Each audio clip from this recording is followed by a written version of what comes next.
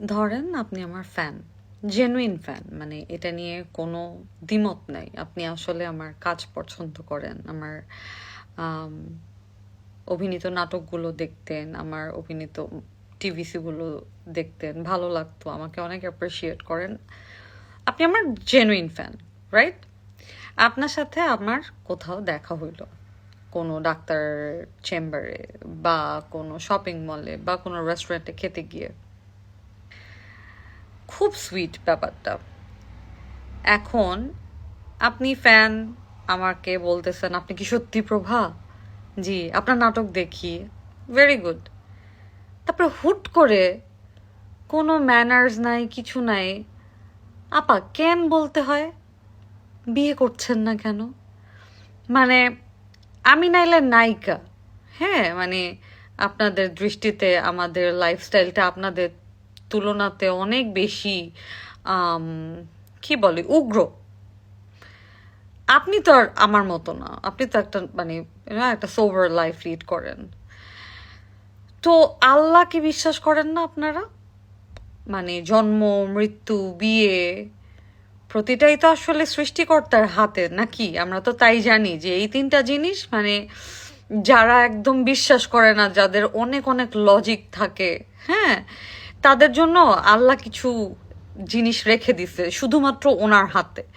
যে এই যে যারা যারা একটু বিশ্বাস, মানে আমার আমার এক্সিস্টেন্স নিয়ে যাদের একটু সমস্যা আছে, যাদের একটু ইউনো বিভিন্ন রকমের মতামত থাকে, ওপিনিয়ন থাকে, লজিক থাকে, হ্যাঁ, সায়েন্স, অনেক কিছু, তাদের জন্য হলেও আল্লাহ হইতেছে কিছু জিনিস, মানুষের জন্ম, মানুষের মৃত্যু, আর কার সাথে কার বিয়ে হবে, এই জিনিসটা আল্লাহ একদমই লিটারালি নিজের হাতে রেখে দিছেন। এবং সেইটা একমাত্র আল্লাহ ছাড়া পৃথিবীর কেউ আসলে জানে না what's going on and what will happen in future. আমার কথা হচ্ছে, আপনারা আল্লাহরে বিশ্বাস করেন না, আল্লাহর ডিসিশনকে বিশ্বাস করেন না। ভাই আমি তো খুব বিশ্বাস করি। আমার যদি কপালে বিয়ে লেখা থাকে তাহলে বিয়ে হবে, আমি সেটা না চাইলেও হবে। ধরেন আমি একদম দৌড়াচ্ছি, কিন্তু তারপরও বিয়ে আমাকে কোনো না কোনোভাবে আমাকে ধরে ফেললো। আর আমি ধরেন চাই, কিন্তু আল্লাহ জানেন যে কোনো না কোনোভাবে এটা হয়তো আমার জন্য ভালো না, এটা আমার জন্য লেখা রাখে নাই। উনি উনি ডেফিনেটলি আমার ভালো চেয়েই লেখা রাখে নাই। কারণ অলরেডি তো সে আমার মানে আমার স্ট্রাগলটা একমাত্র তো আল্লাহই জানে। আমার তো আসলে দুনিয়ার মানুষকে এক্সপ্লেনেশন দেওয়ার কিছু নাই, কি কারণে কেন হইল না। আল্লাহ তো আসলে জানে, আমি তো আসলে শুধু ওনার সাথে আমার বোঝাপড়াটা ঠিক থাকতে হবে, তাই না?